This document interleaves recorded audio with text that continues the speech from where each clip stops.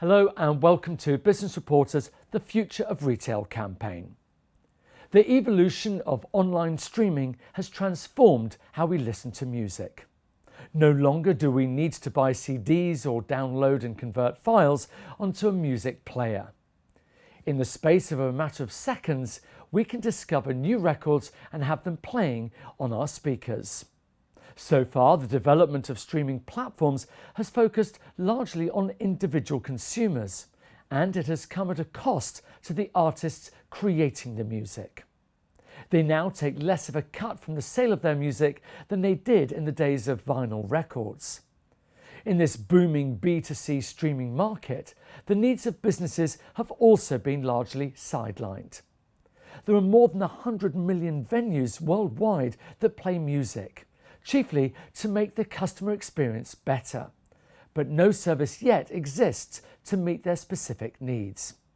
So how can the market evolve to address two key shortcomings: a lack of B2B streaming services and an unequal relationship between consumers and those who create the music? So to discuss this, I'm joined by Ola Sars from Soundtrack Your Brand.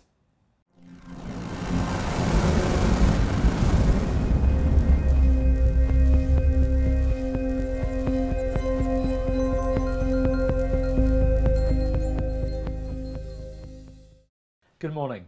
Good morning.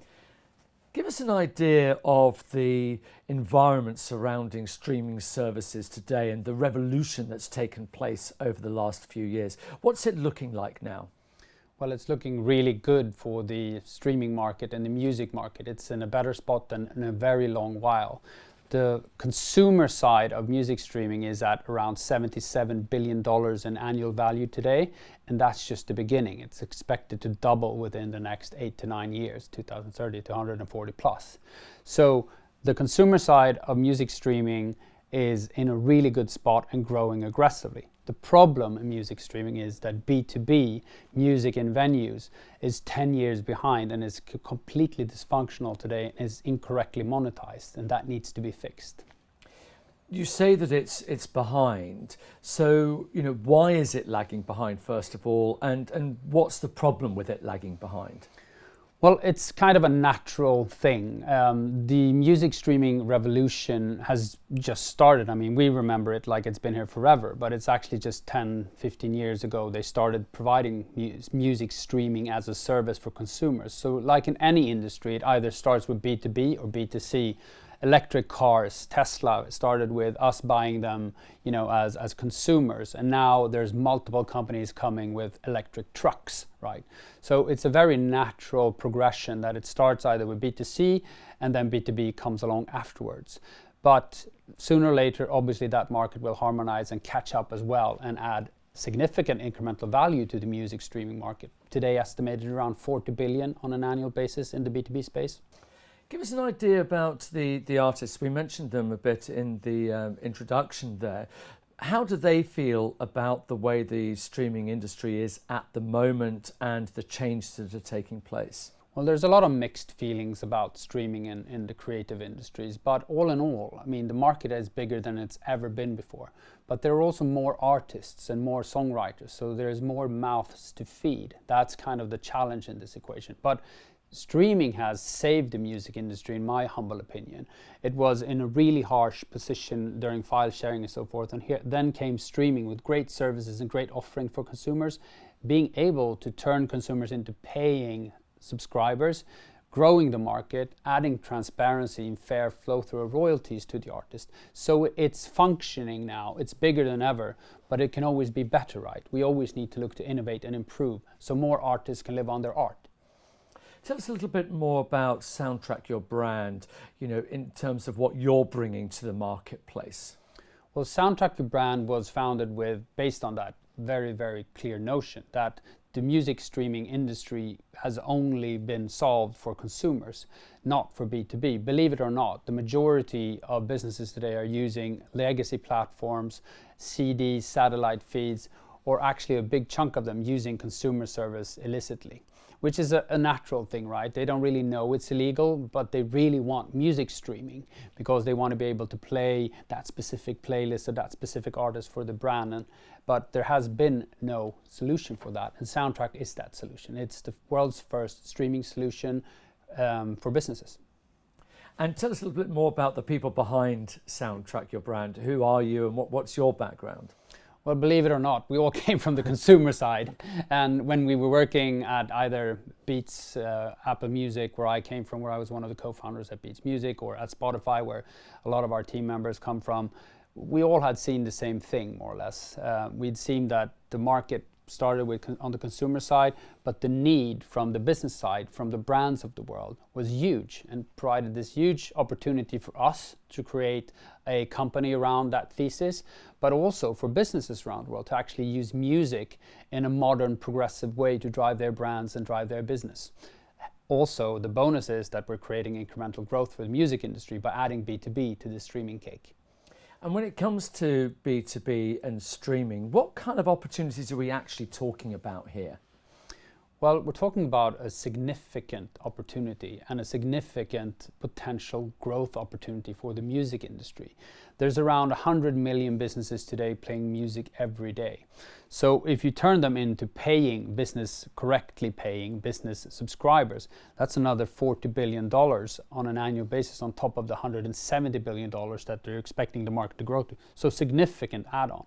But not only is there a huge opportunity for monetization in terms of subscribers, there's also a huge marketing opportunity for the music industry. Every shop or venue meets around 750 to 1,000 consumers per day.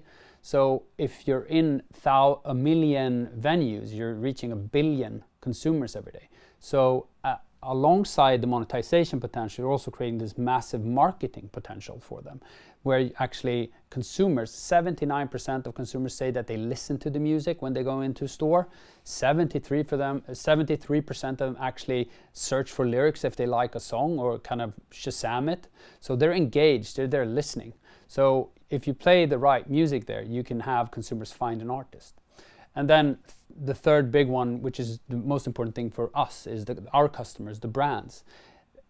Actually, if you play the right music at the right place at the right time, it drives your brand and it drives your business. 41% of consumers say that they will stay longer if the music is great.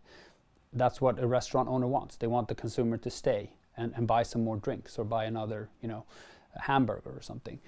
And 39% of them say that they will actually come back more frequently if the music is great. And that's no rocket science. If you have a great bar with great music, you know that you'll come back the whole time. So it kind of is this hidden potential that if you do music right, it's a big potential to develop your brand and your business. You were talking there about playing the right music in the right place at the right time. That indicates a degree of personalization for each venue. How do you go about doing that? Well, we've built a business grade service, right? So just like when you think about the truck versus the car, it's a completely different need that the business buyer needs. For example, Joe and the Juice, one of our great customers, they sit in Copenhagen and they control thousands of juice bars from one person in real time.